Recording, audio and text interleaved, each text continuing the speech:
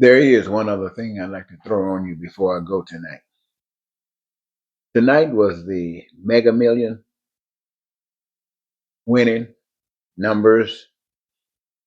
The prize was almost $1 billion. Almost $1 billion, and you can bet millions bought tickets. But this morning, you know what they're saying? They're saying, I can't buy that house,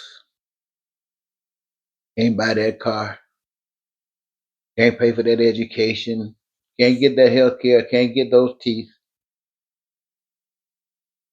and I can't even fix my family problems from the pain and stress that we're going through in our economic situation. Man, this is a talk of at least 80% of the American people, and it's about 80% of the people of the world. Might be a little off, but it's a lot of people. And what gets me is that I know that everyone who purchased a ticket felt like they were keeping hope alive as long as they held that ticket. They hadn't called the number and they didn't know whether they had won or were going to win or not, but they were keeping hope alive up until after 9 o'clock when they pulled those numbers, when they drew those numbers. And wasn't no keeping hope alive on those tickets you had. Hope was gone. Hope was gone. And I think you might have did a little bit better with faith, because at least faith is the substance of things hoped for, the evidence that things not seen. But I'm thinking to you, ladies and gentlemen, thinking about you, all of you who were hoping, all of you who played the game, and even those of you who were just smart enough to know you wasn't going to win, so you didn't play, but you were still hoping that someone won that you knew that would give you $1.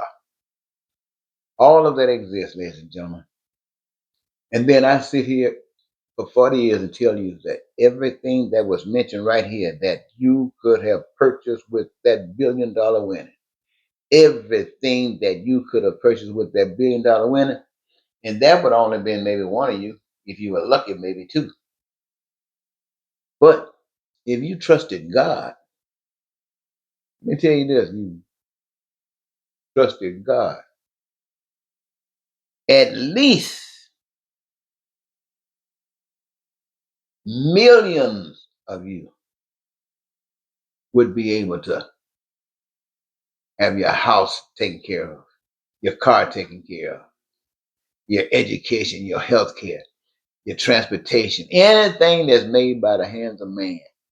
You, people of America, at least 200 or 300 million of it, and people across the globe, at least 7 billion of you, could have been able to do all of the stuff that you were hoping for, that you can't do nothing with, because that hope was dead. But God is alive, but you're dead. Because you will trust that you'll win that $1 billion, that $1 million, that $5 lottery ticket. But you will not invest nothing on God. And because of that, house falling apart, can't get one, sleep in the streets, flunking out, you got no education, your president want to bring people outside the country to teach y'all how to be a slave.